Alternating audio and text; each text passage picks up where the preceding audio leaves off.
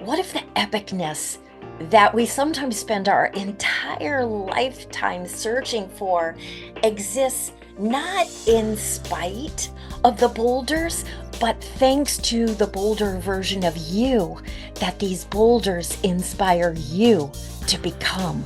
Often, when we least expect it, life thrusts us into the role of the reluctant shiro or hero in our own story. How we respond in those moments can be the difference between thriving or just surviving. We believe that our story will be determined by how we dare to answer one burning question: how to choose to live.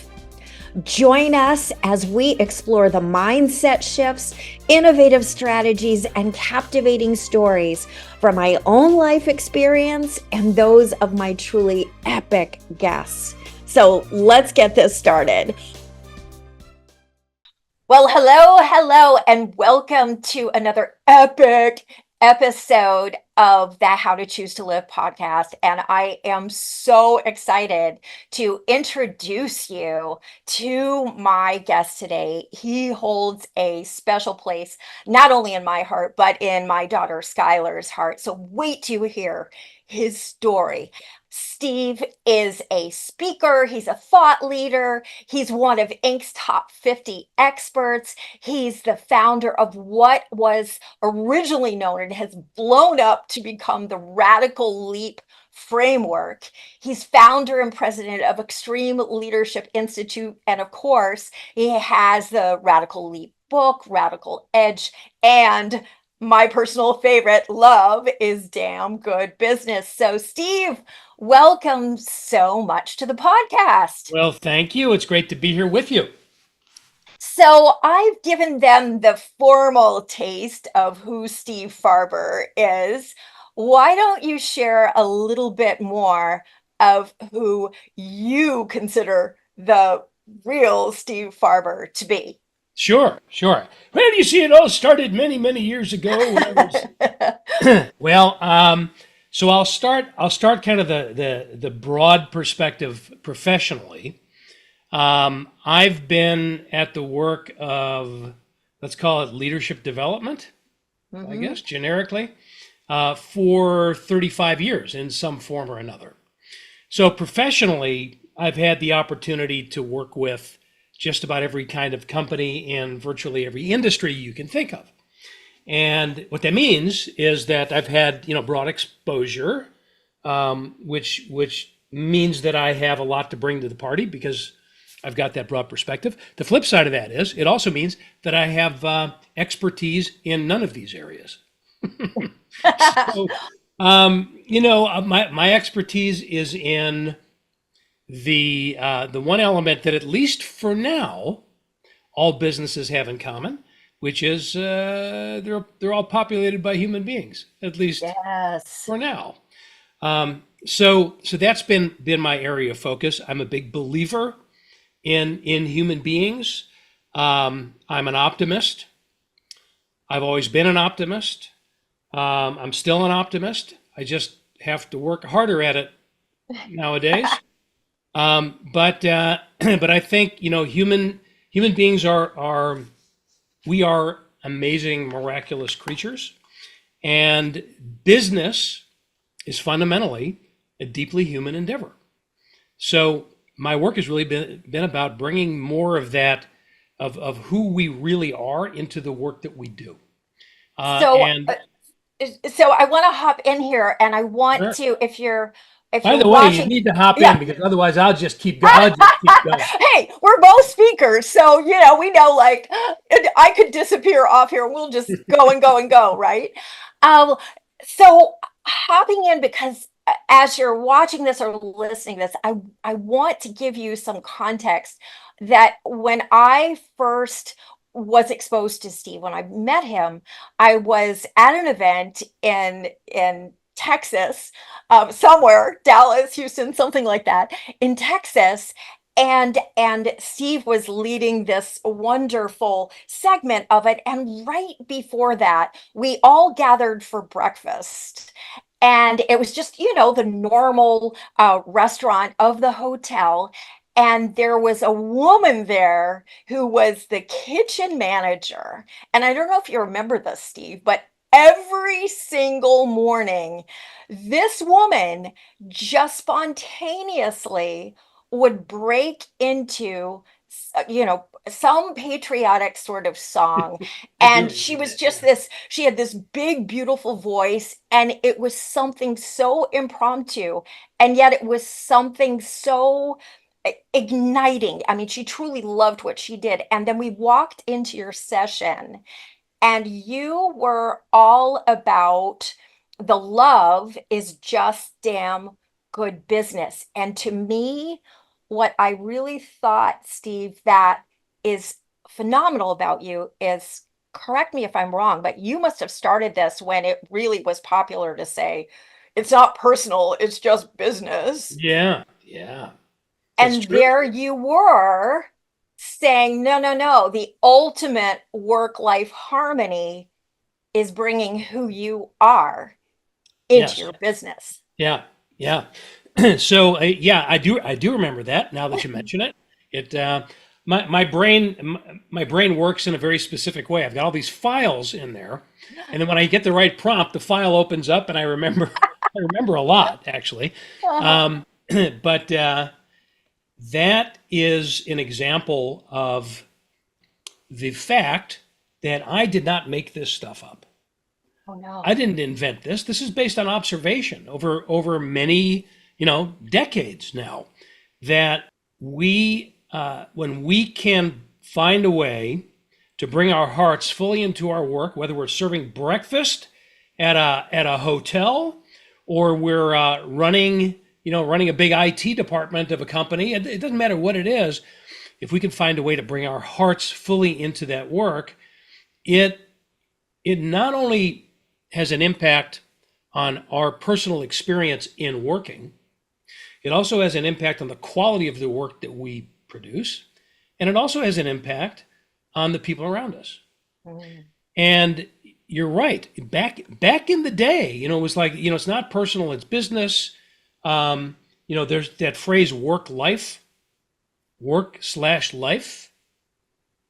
has been around for a very long time. Um, and Yeah, it I don't started know where about you, Steve, but to me, when I hear that, it almost as if inadvertently we're setting up work as like the adversary. It's the Darth Vader of our lives, right? so it's exactly my point. Even the phrase, which we just take it at face value as a normal thing, work life implies that those are two different things. So if work is not life, then what is it? Death? I mean, obviously not. The fact is, life is life. And we spend some of that life in our jobs at work. We spend some of that life with our family and friends and in our endeavors in the community and all the various things that we do when we live. But Yes. work is not separate from that. And we are not separate from anything that we do. I know that sounds like a ridiculously obvious statement, but if that's true, then shouldn't we be bringing our full selves into everything that we do in that life? And the answer is yes, we should. Yes, yes, I love it. And to me, when I hear you say that, Steve, that to me is a huge clue that says to me how intriguing now that, of course, as you hinted, we have this influx of this interesting thing called AI, right? That is Yeah. making a lot of us question, well, are we human beings? Will there be a time when we are obsolete? How do we figure out, what is our differentiating factor per se? And you kind of parallel that with the fact that many people who are on teams now are saying, yeah, but I want to work at something that makes me feel like I'm living my purpose. I'm living my passion. I want my work to give that element to me.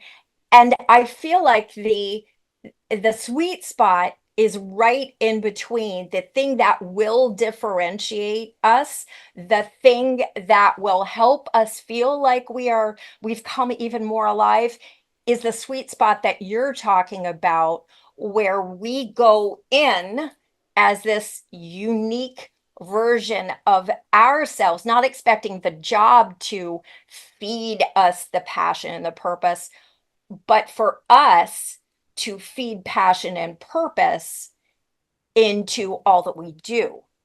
Is Yeah, that what I I'm think it. hearing? Yeah, I think it's all of the above actually. I my first book, The Radical Leap, came out 20 years ago this year.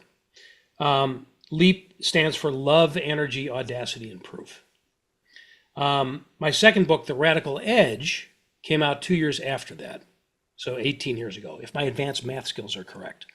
Now, what made me think of The Radical Edge, in light of what you just said, is I defined that radical edge as stoking the fires of your business, amplifying personal joy and meaning in your life, and changing the world for the better all at the same time. So stoke your business, amp your life, change the world. The point being that those are not mutually exclusive pursuits. And again, we've kind of conditioned ourselves to believe that they should be. So I got to focus. I either have to focus on the business or I've got to focus on joy and meaning in my life.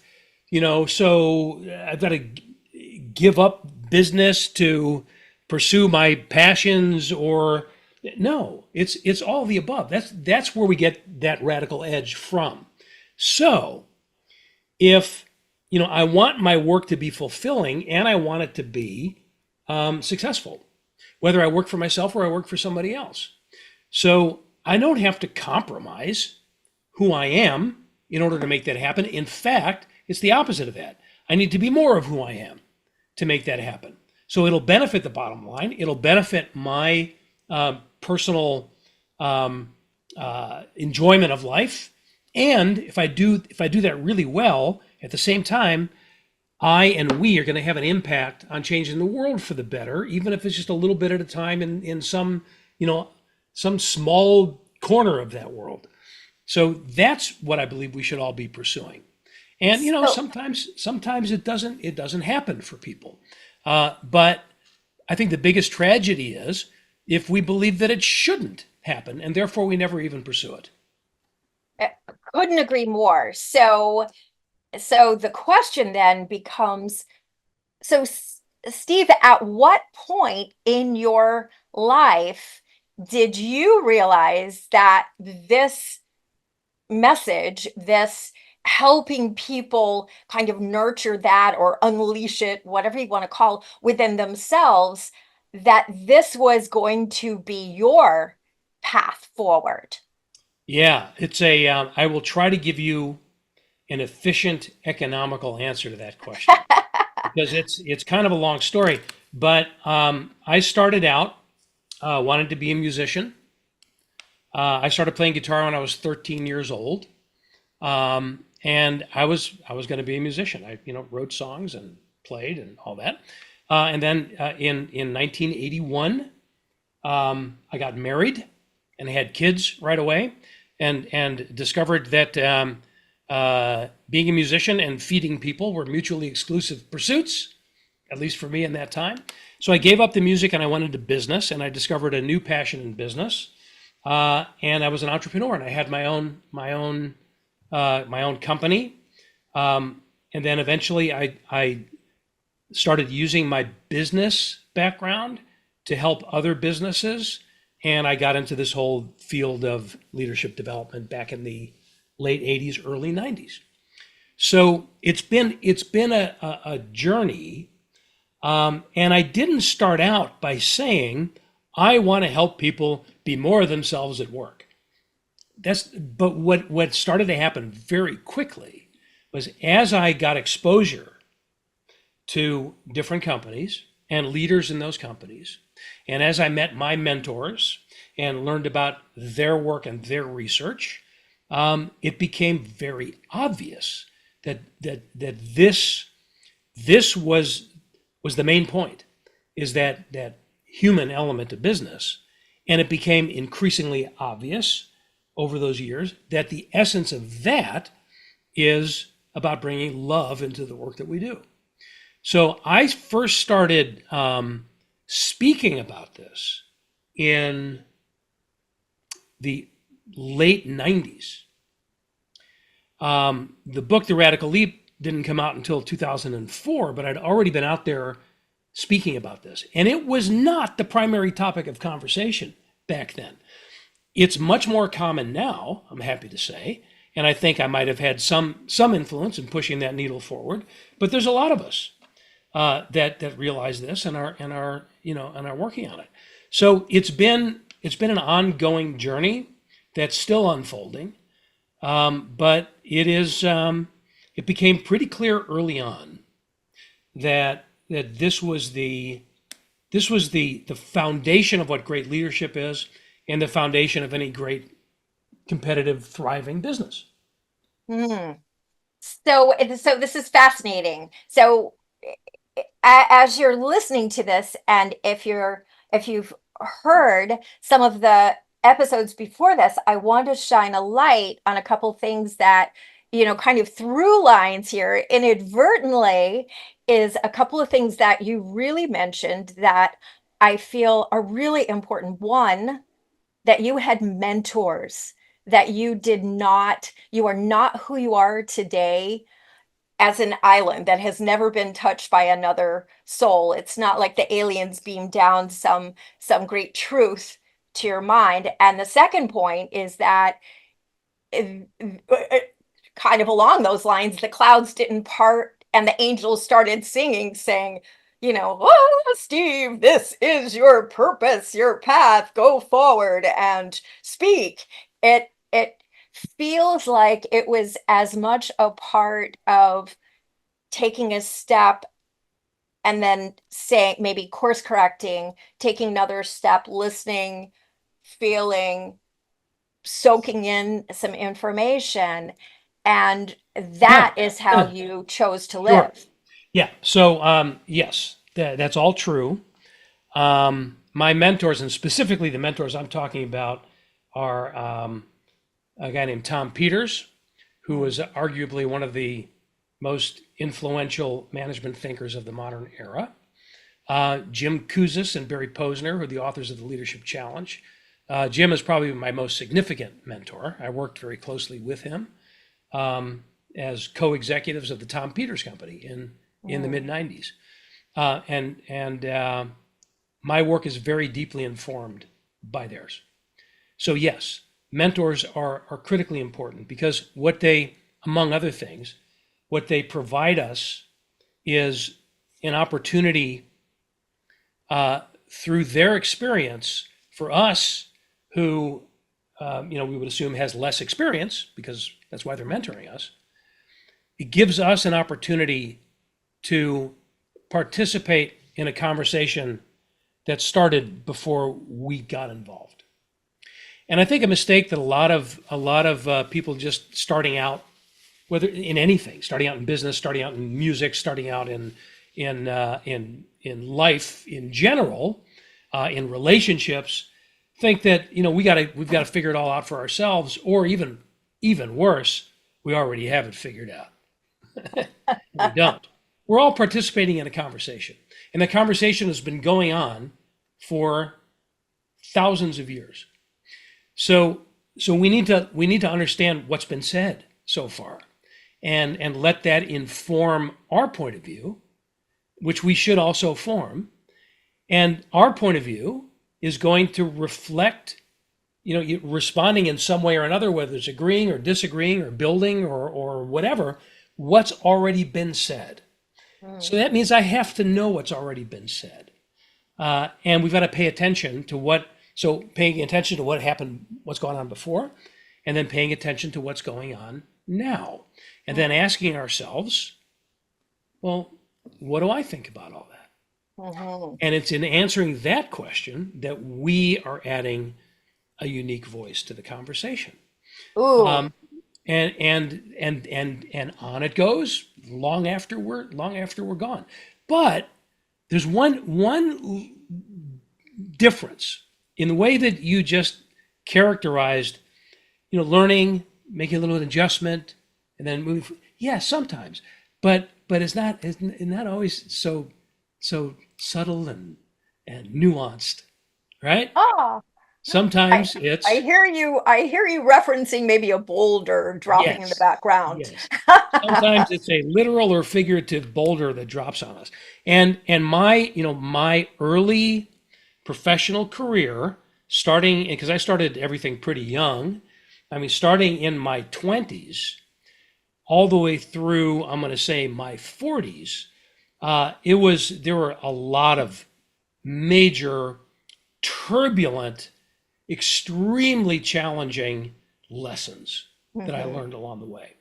And as time has gone on, it's smoothed out a little bit, and it's mhm. become a little bit more nuanced over the years. But man, we can't assume that it's all going to be little steps and pivots and Oh yeah.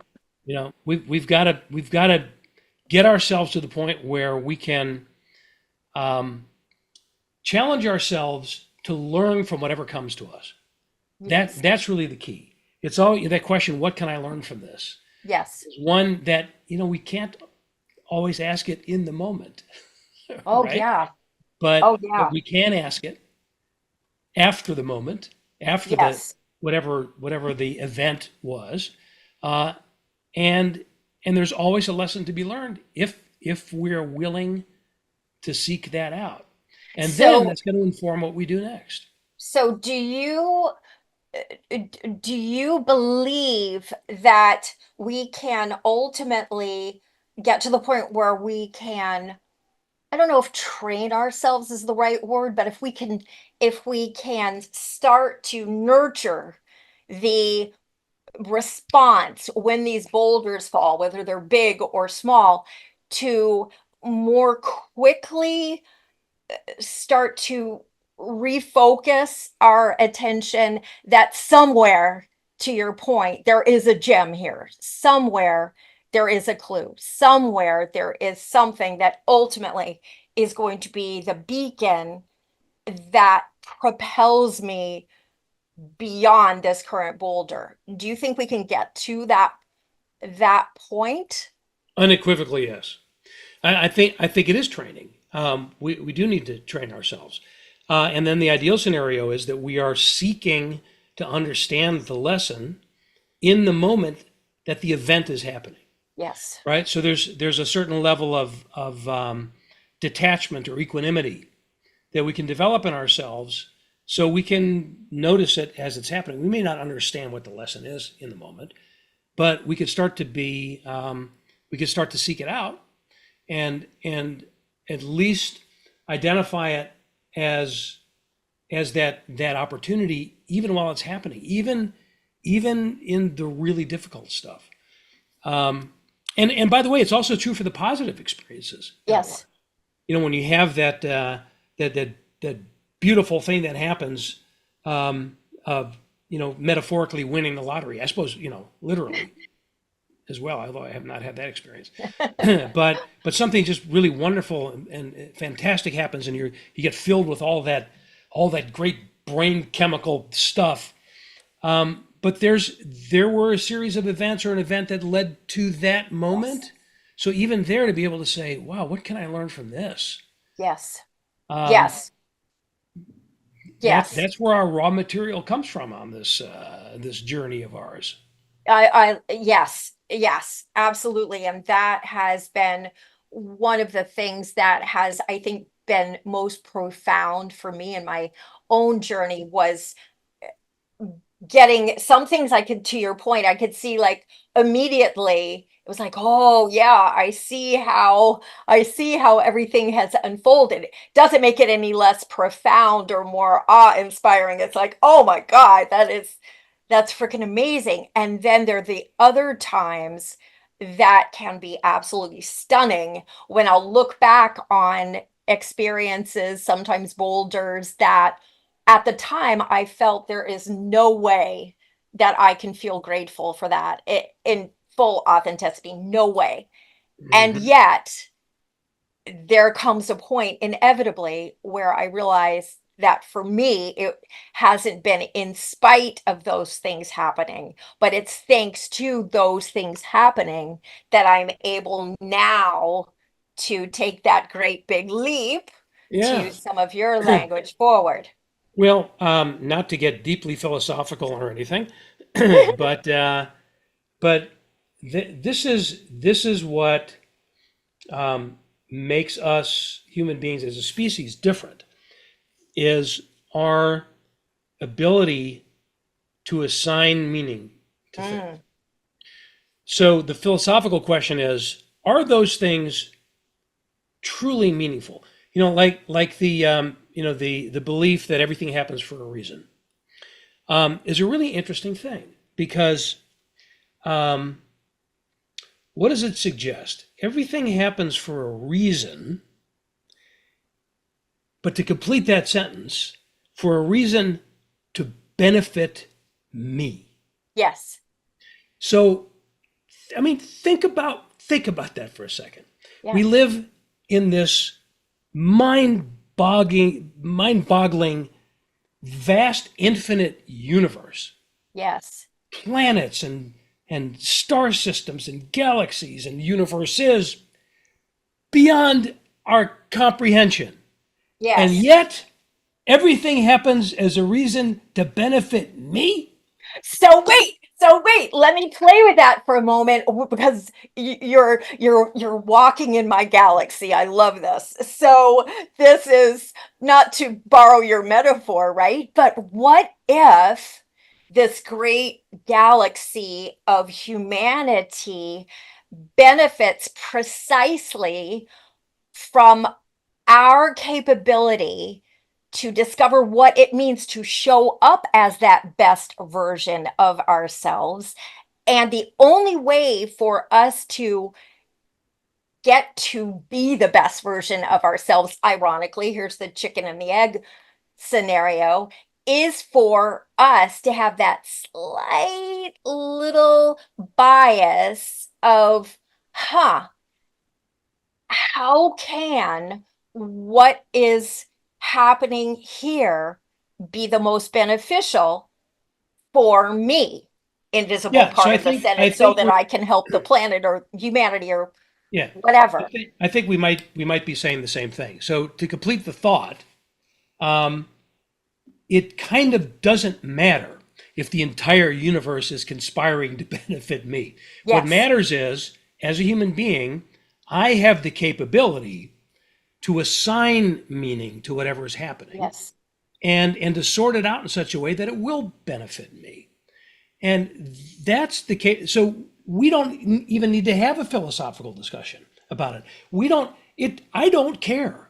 right. I don't care if it's really that the universe is all about is all about me or that it's not. What I do know is that I and you and every other human being has the capability to stay awake and to interpret things so that we can extract meaning and value from them, and then use that to provide more meaning and value to the people around us. So if it's all divinely fated or just billiard balls bonking around in the universe, doesn't matter. Our unique experience as human beings, this wonderful opportunity that we have, is to create great meaning from everything, and to turn that into expressions of value for other people, whether that's great ideas and products that they can benefit from, or it's music or art that will inspire people, or it's comedy that will make people laugh, or whatever, just a great relationship that gives people a sense of security. That's what we have to bring to each other. And what an incredible thing Mm, if we just take advantage of it. mm. That's so powerful. So, final question before I ask you the last three questions of the interview. So, I feel like what you have just alluded to leads us back to this concept of love. And love, what I hear when I hear you talk about this and express it is that in a sort of way, it's possible that this thing called love, our personal expression of love can be almost like a thumbprint, how we choose to reflect it out there into our world, into our relationships, into our careers, into our aspirations. Ultimately, we have the choice to make it as unique as we are, that there isn't just this commodity called love that you either have it or you don't. It really has the potential to be this thing that sometimes we believe is missing. It doesn't come from the things out there. It's something that we learn to generate that almost like fertilizes the things out there. Does that make sense? Yeah, I think so. The fact of the matter is that when there's a universal experience called love that we can all relate to, but nobody experiences it in exactly the same way that we do, because nobody experiences anything in exactly the same Right. way that we do. And when we express it, we are going to put our thumbprint on it. We are going to express it in our own voice.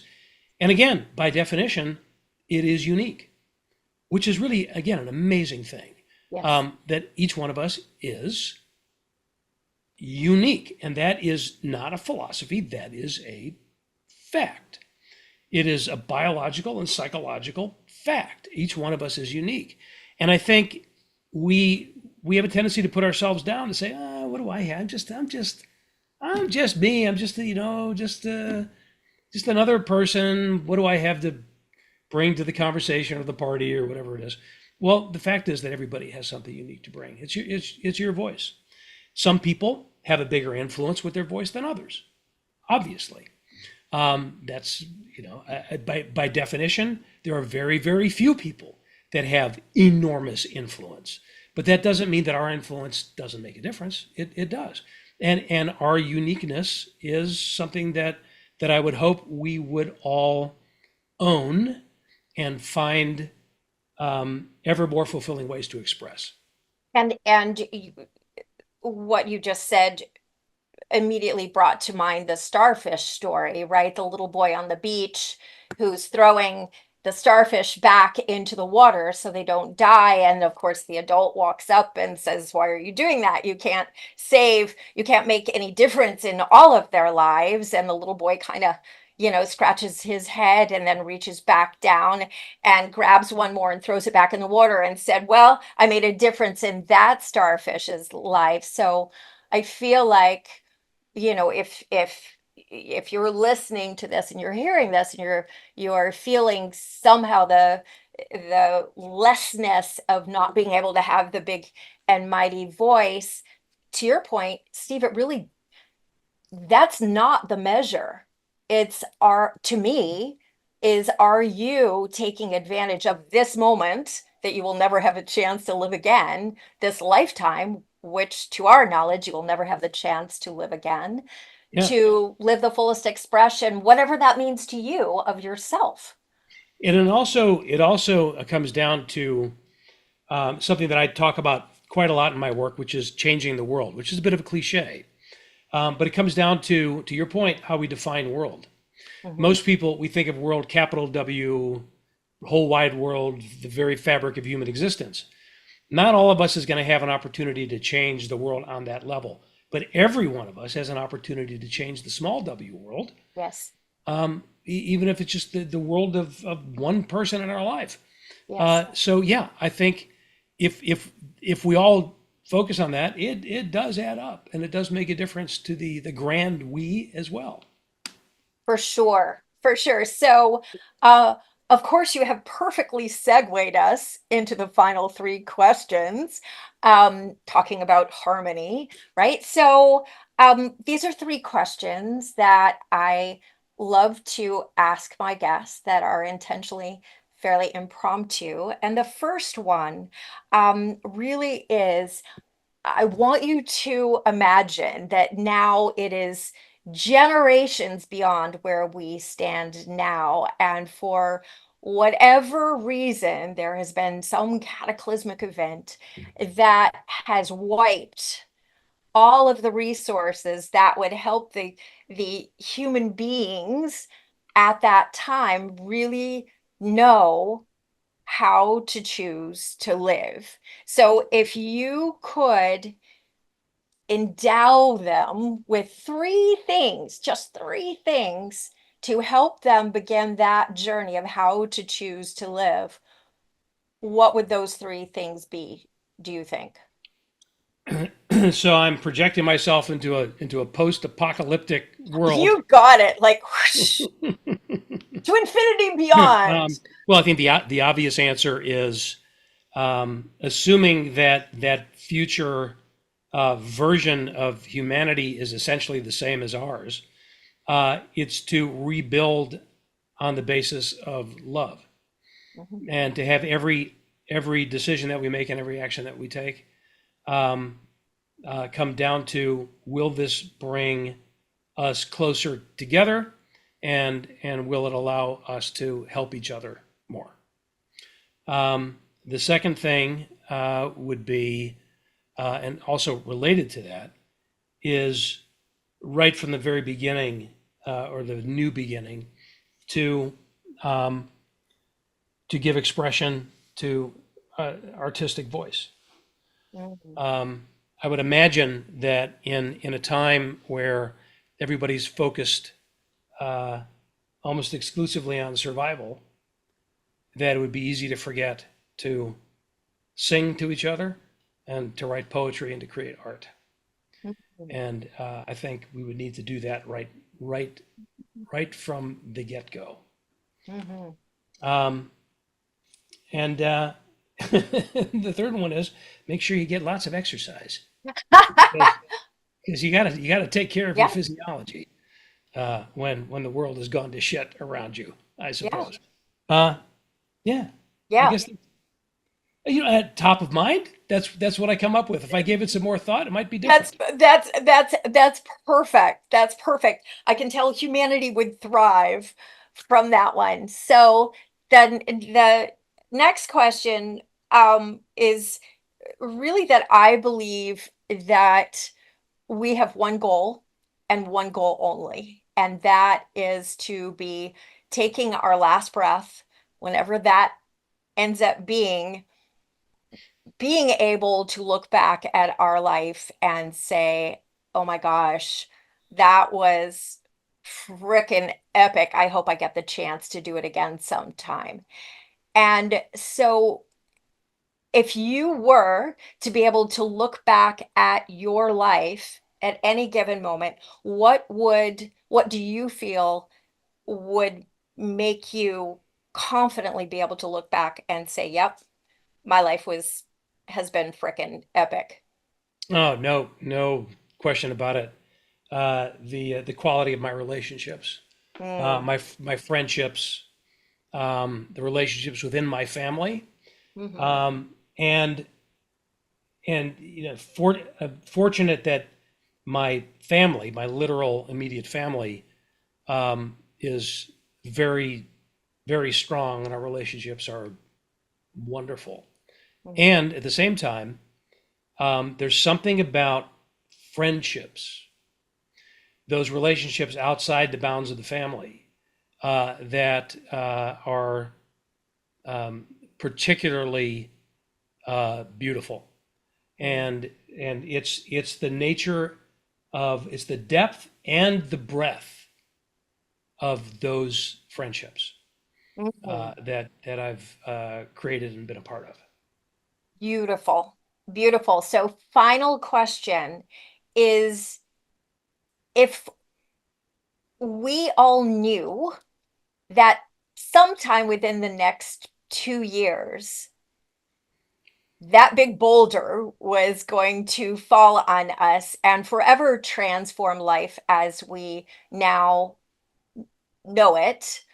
Um, is there anything that you might do differently in your own life, or how do you think that we should choose to then live?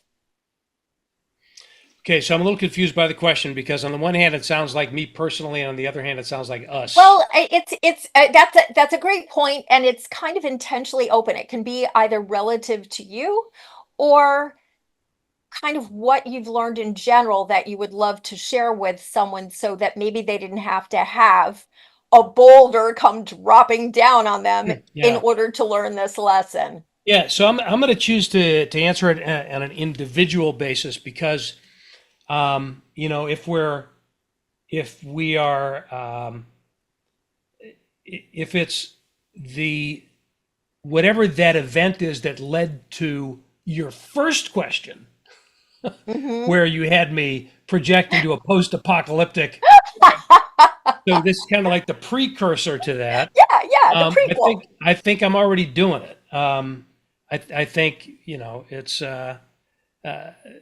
it's one of those things. Like, yeah, it doesn't really matter if that were to happen. We're going to have to learn whatever that lesson is all over again. So for me, if I knew I only had 2 more years to live, Mhm. which is, it's a question that I know I'm not alone in this, but the older I get, the more I find myself coming to terms with that question, because Mhm. we don't have an infinite clock. That's one thing we all know for Right. sure.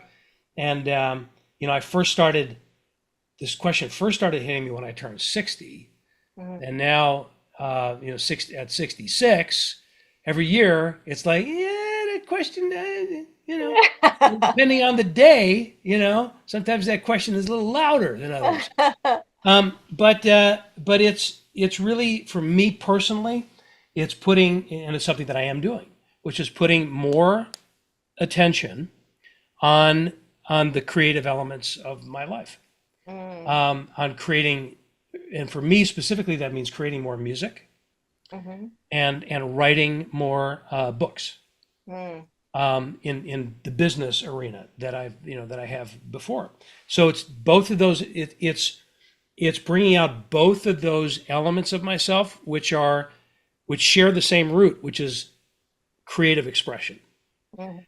And so I'm putting more emphasis on music. I'm writing another book, and I just feel compelled to do that more. Mhm. Not because I feel like the clock is ticking down, but because Right. I feel like I've got a lifetime of experience that informs all of that now. So Mm. I'm just really excited to give that expression. So what I'm hearing is that even if someone is listening to this and they're in their 20s or in their 30s, and let's face it, as someone whose daughter was literally crushed by a boulder at the age of 22, um, is that creative expression something that has shown up in your life as something that can be that thing that makes you come even more alive? For me personally, since as Mhm. long as I can remember, Mm. I started writing songs when I was 9 years old, 10 years old. Wow. They were terrible, Not but that to creative your mom, but not to your mom. that creative impulse is something that I have recognized throughout my entire life. Mm. That vibration of inspiration that needs to find expression in some way. Yeah, it's always been there. And again, that's not. I don't mean that as advice for other people to take for themselves. Everybody's got their own kind of spark of inspiration that they need to find in their own unique way. But there are a few things more fulfilling to me than, if I can put all this together, spending time with people that I love, friendships, colleagues, family, engaged in great communication and acts of inspiration, which to me translates into speaking at conferences, performing music, playing music with other people, having great conversation with other people. Uh, I just want to do more and more of that. That's always where I'm happiest. Mm.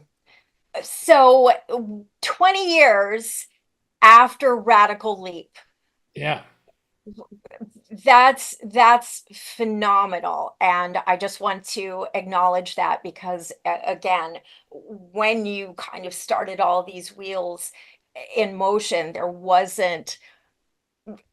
wasn't the vogue concept by any means. yeah, So yeah, share with people what I know you're doing some special things for to celebrate this 20th anniversary of the Radical Leap. You want to share that? yeah, yeah. Thank you.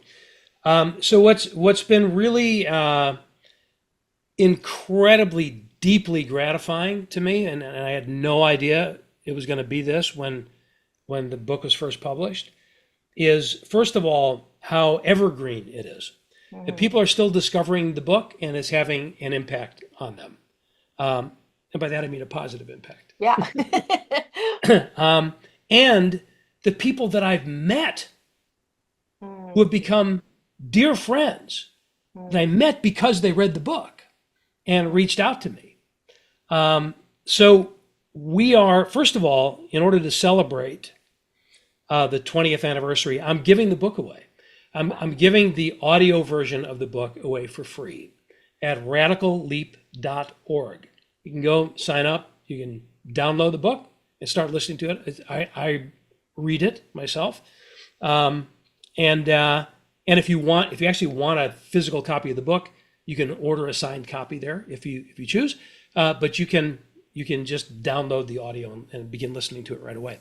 The other thing that I'm going to be doing, we're starting this sometime over the next, I'm going to say 2 to 3 weeks. I'm going to be interviewing mm.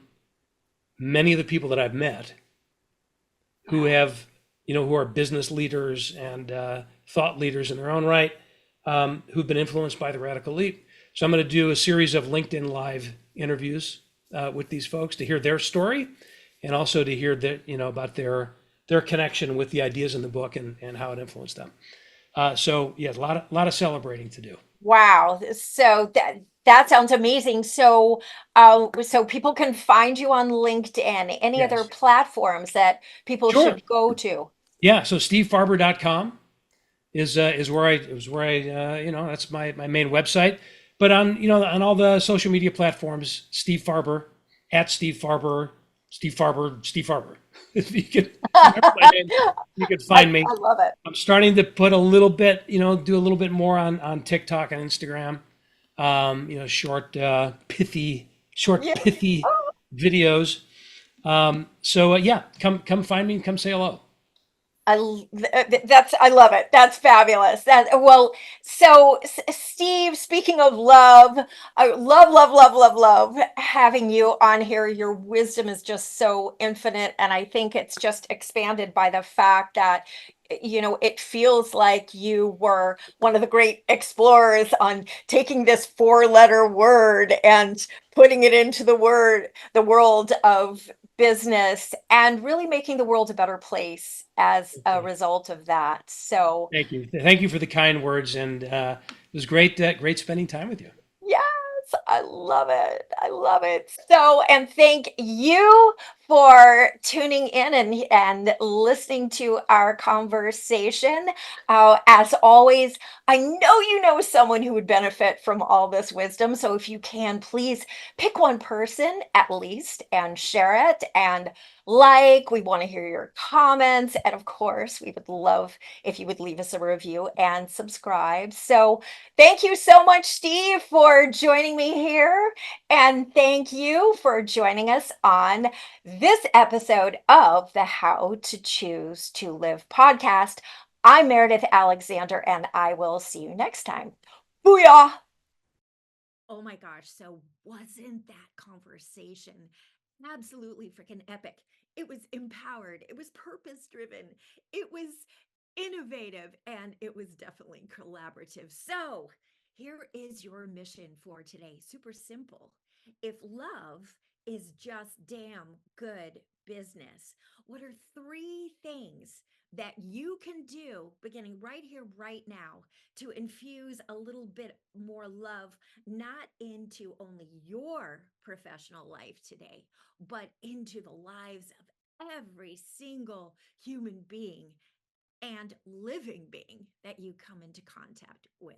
Now, that is what I call doing something frippin' epic. So go on out there, have some fun, and remember, it's all in how you are going to choose to live. So let's rock this. Oh, yeah.